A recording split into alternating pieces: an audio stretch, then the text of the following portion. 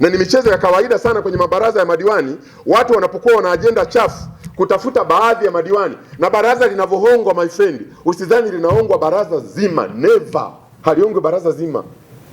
Wanatafuta watu ambao hawa wakihongwa wataenda watasimama, watasema huyu mtumishi unajua kilienda kikarudi, watatoa uongo na nini na nini na nini. Hawa nao wengine waliochukua hapa Murungura na nini hivyo wamekaa vile kitriki na nini na nini, na kuna wengine watakuwa wamekaa innocent, hawajui chochote, hawakufikiwa na mgao. Na actually kuna madiwani ambao migao ya fedha ikitolewa ya hongo hawafikishiwi kwa nature yake, yani unajua yule uwezo kumpelekea.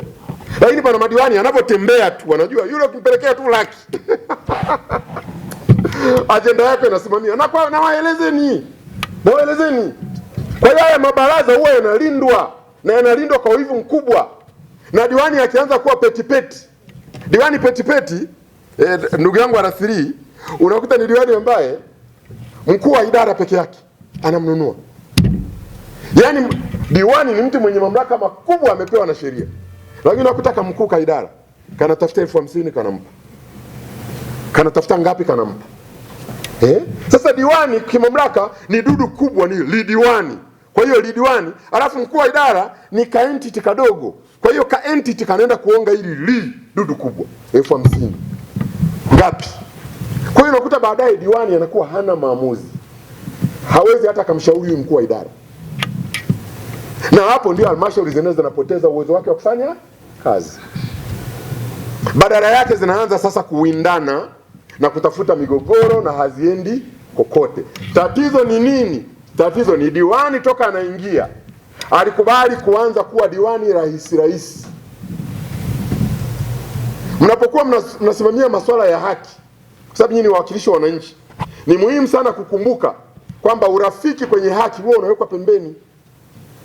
We can be friends, lakini when it comes to kazi lazima tupeane fact mezani. These are the facts.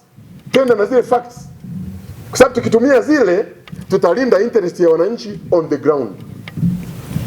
Sasa nimeona niwaeleze haya ili msije mkadhani kwamba mnapokuwa mnafanya mambo yenu watu hawaangalii. Watu wanawaangalia, wanawatizama.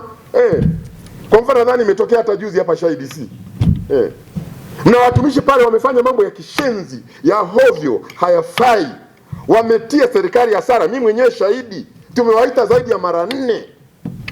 Tena ni watumishi ambao mpaka anaitwa na DC anakwepa haendi, anaita, yani wamefanya mambo ya hovyo. Wale mainjinia wenu diwani la SHDC eti nienda mkakaa kwenye kikao eti mnasema hawa wasamehewe. Huu ujinga nani atakubali? Serikali ipi itakubali?